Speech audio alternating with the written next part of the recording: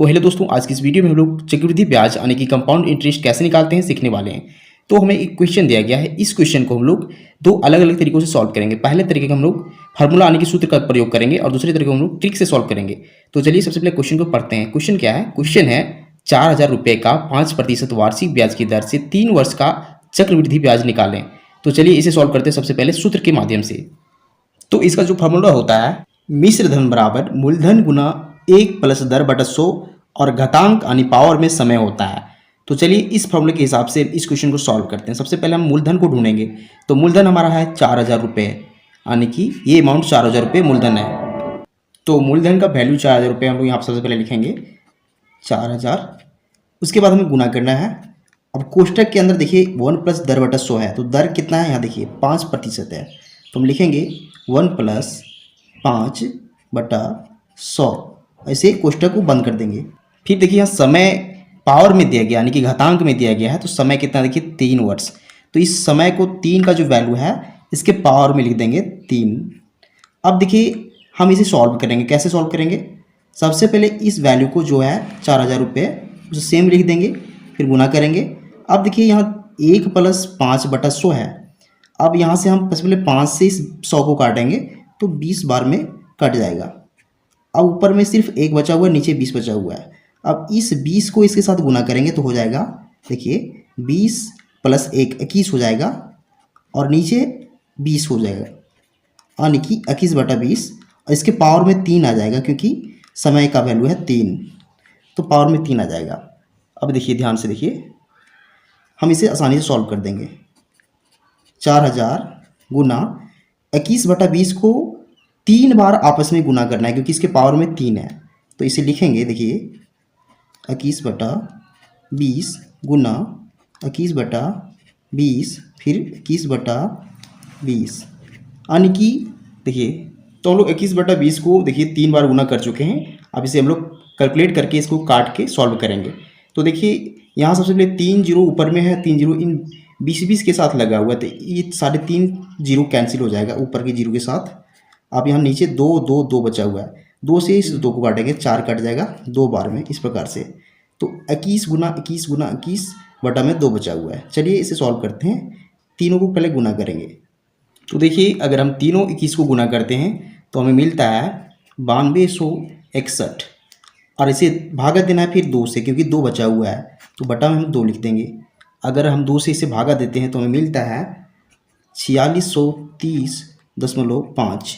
ये हमारा देखिए मिश्र धन निकल के आ रहा है जो रुपए में है, यानी कि इस मिश्र धन का जो वैल्यू है वो 4630.5 रुपये आ रहा है।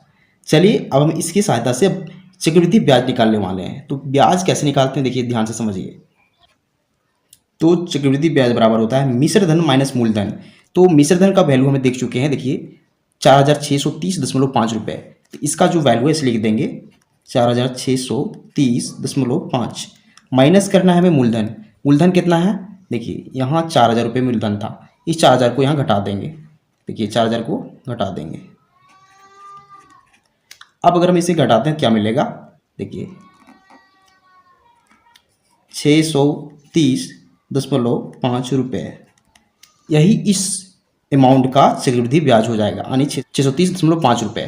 तो ये हमारा चक्रवृद्धि ब्याज हो जाएगा, ये हमारा फाइनल आंसर हो जाएगा। तो ये तरीका होता है फार्मूला यानी सूत्र से क्वेश्चन को सॉल्व करने का। अब हम लोग ट्रिक से सॉल्व करेंगे। तो चलिए देखते हैं कैसे सॉल्व करते हैं। तो देखिए इसमें जो अमाउंट दिया गया है यानी कि मूलधन दिया गया है वो 4,000 रुपये है और दर है 5%। तो चलिए सबसे पहले हम लोग 4,000 रुपये का 5% निकालते हैं, यानी कि देखिए 4,000 का 5%, तो 5% बटा में 100 हो जाएगा। अब इसे काटेंगे तो देखिए 0000 कट जाएगा, 40 गुना 5 हो जाएगा जो हो जाएगा 200। अब ध्यान दीजिए ये जो 200 रुपये आ रहा है ये 4,000 रुपये का 5% है, यानी कि इस 4,000 रुपये का 5% है। तो हमारा जो 1 वर्ष का जो ब्याज हो जाएगा वो 200 रुपये हो जाएगा। तो देखिए सबसे पहले हम लिखेंगे कि पहला वर्ष का ब्याज देखिए लिखेंगे 200 रुपये। अब हमें दूसरा वर्ष का ब्याज निकालना है क्योंकि हमें टोटल 3 वर्ष का ब्याज निकालना है। तो इसमें क्या करेंगे देखिए इसे इस सेंटेंस को हम शॉर्ट में लिख सकते हैं इस प्रकार से, फर्स्ट ब्याज 200 रुपये। अब हम सेकेंड वर्ष का निकालेंगे, तो देखिए कैसे निकालेंगे। सेकेंड वर्ष का लाइन है, इस 200 को फिर से लिख देंगे, अब यहाँ प्लस करेंगे और इस 200 का फिर से हम 5% निकालेंगे। तो 200 का जो 5% हो जाएगा, क्या हो जाएगा, यहाँ देखिए रफ में 200 का 5%, तो 100 कट जाएगा, 2 गुना 5 यानी कि 10 बचेगा। तो 200 का 5% 10 आ रहा है, तो इस 10 को यहाँ हम जोड़ देंगे। अब हमारा थर्ड वर्ष यानी कि देखिए तीसरे साल का ब्याज निकालना है। ये दूसरे साल का ब्याज कंप्लीट हो चुका है, तो फिर से इस 200 को रिपीट करेंगे, यहाँ लिख देंगे इस प्रकार से। अब इस 10 को हम लोग दूसरे वर्ष के लिए इस 10 को 2 बार गुना करेंगे, 10 गुना 2 कर देंगे। ये ट्रिक होता है। अब यहाँ फिर से हम प्लस करेंगे, इस 10 का 5% फिर से निकालेंगे। तो 10 का 5% कैसे निकलेगा, 10 गुना 5 बटा 100। अब यहाँ से 1 0 0 कट जाएगा, यहाँ 1 आएगा, यहाँ 2 आएगा, यानी कि 0.5 आएगा। तो हम यहाँ 0.5 लिख देंगे। तो ये था पहले वर्ष का ब्याज, ये था दूसरे वर्ष का ब्याज, ये तीसरे वर्ष का ब्याज। हम तीनों वर्षों का ब्याज को जोड़ देंगे। देखिए कैसे जोड़ेंगे।